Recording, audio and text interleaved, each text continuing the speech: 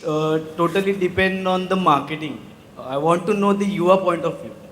But my thought is it's 50% the movie and it's 50% the marketing of the movie. It's really half and half. And the best executives are thinking about both from the very, very beginning, how the movie is going to be sold and how good the movie is. But there are examples of terrible movies that have done very well because of the marketing and great movies that have failed because of the marketing. As you told, you got failed. So what was the motivation to you to learn from that thing, and what was the motivation for you, sir?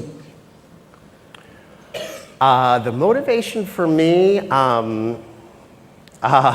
truthfully, probably my parents. I really wanted to. I was trying to prove. Probably my father. My father was an entrepreneur. He's retired now, but he had a successful art gallery, and he always emphasized the importance of having your own business. And I think what started out, maybe it's still true, but certainly what started out is wanting to show him that I could do that. So I would say that was a major motivating factor for me. Probably it still is too. When you failed in some things, what is the learning you I had? think I've definitely always learned more from failure than from success. Mm-hmm. And I think it's important, at our company we have a meeting, we have a bunch of meetings, but every Monday morning we have a long meeting and we talk about the different movies and different projects that are out there. And I like to give people credit at the company who find projects that we've done well with. I also like to give people credit to the company who've passed on projects that haven't done well in other places. And I think it's really important to look at both, to look at success and to look at failure. The thing I've learned most from failure is that the more failure that you have, the easier it is to get up and keep trying again. And I still struggle with it, but I struggle with it less because I've had a lot of it. There's a show, this is kind of different than what we were talking about before, but I think it's an interesting example of how you, at some point, you kind of have to, I guess I'm always trying to find the balance of when do you finally give up is one of the things I think about. And we had a reality show that we were pitching about 2 or 3 months ago, and it was a reality show about morticians, which is very grim, but it fit with our company.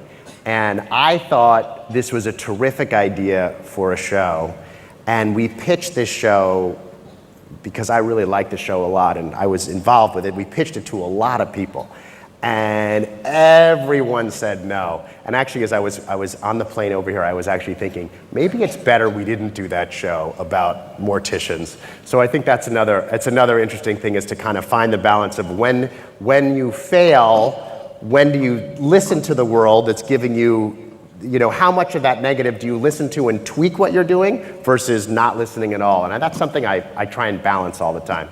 Wonderful. What I have learned is that, first of all, what I learned is that there is no failure till you accept it. There's no failure? There is no failure till you accept it. Right. Till you accept the failure, there is no failure in life. That's true. That's one thing. And secondly, when you fail in doing something, perceivably, you learn more and more out of that failure. Then you learn from successes, as you also said. Yeah. And never be afraid of failure. Now here we have a success story, little bit success story.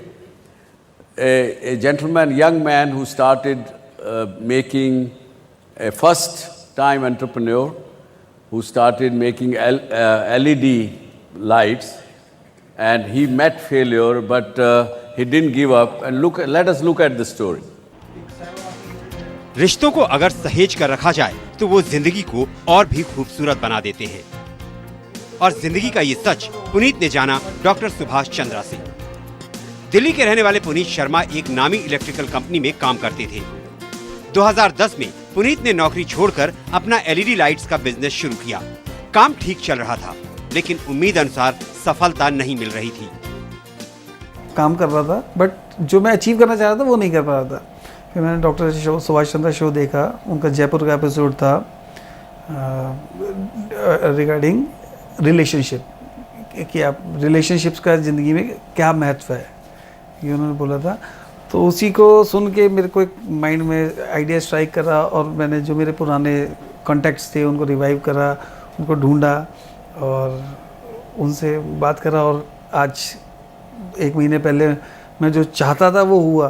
अभी मेरा किसी एक बहुत बड़ी company से type चल रहा है। अपने प्रोफेशनल रिश्तों की बदौलत पुनीत को एक बड़ी बिजनेस डील मिल गई। डॉक्टर सुभाष चंद्रा शो देखकर उनको कई नए आइडियाज भी मिलने लगे, और इन आइडियाज को सफल होते देख पुनीत का आत्मविश्वास भी दोगुना हो गया। हम स्कूल जाते हैं, टीचर एक आइडिया देता है जिससे हम अपने एग्ज़ाम्स देते हैं, जो भी कुछ पढ़ाई करते हैं। तो सेम आपको बिज़नेस के लिए जो आइडिया चाहिए वो डॉक्टर सुभाष चंद्रा शो से मेरे को मिला, और एक नहीं बहुत सारे आइडियाज़ हैं वहाँ पे, और प्रॉपर गाइडेंस है। आप कभी भी अपनी कुछ प्रॉब्लम्स हैं, आपको कोई भी प्रॉब्लम फेस करना है, आप डॉक्टर सुभाष चंद्रा से कॉन्टेक्ट करेंगे शो में, क्लब में, तो आपको रिस्पॉन्स मिलेगा। एक सोच तभी सफल है जब उस पर कोई अमल करने वाला हो, और पुनीत की ही तरह डॉक्टर चंद्रा की सोच को सच में बदलकर सफलता पाने वाले लोग हमें यकीन दिलाते हैं कि इनकी तरह हम भी सही राह पर हैं।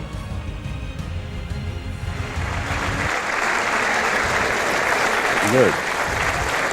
This chap was failing in the business, but he saw this show and he got some idea that when you know a lot of people, develop your relationship, go back to them, maybe they can help, somebody can help, and somebody did help and he is now successful. Very cool. So, as a producer, what are your views that for the success of a movie, the box office collection matters or the great story?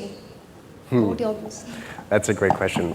We did a movie last year called Whiplash, which didn't have very good box office, but it had good critical response. So I would change a little bit. What we think about a lot is what's more important, the critical response as opposed to good story is subjective.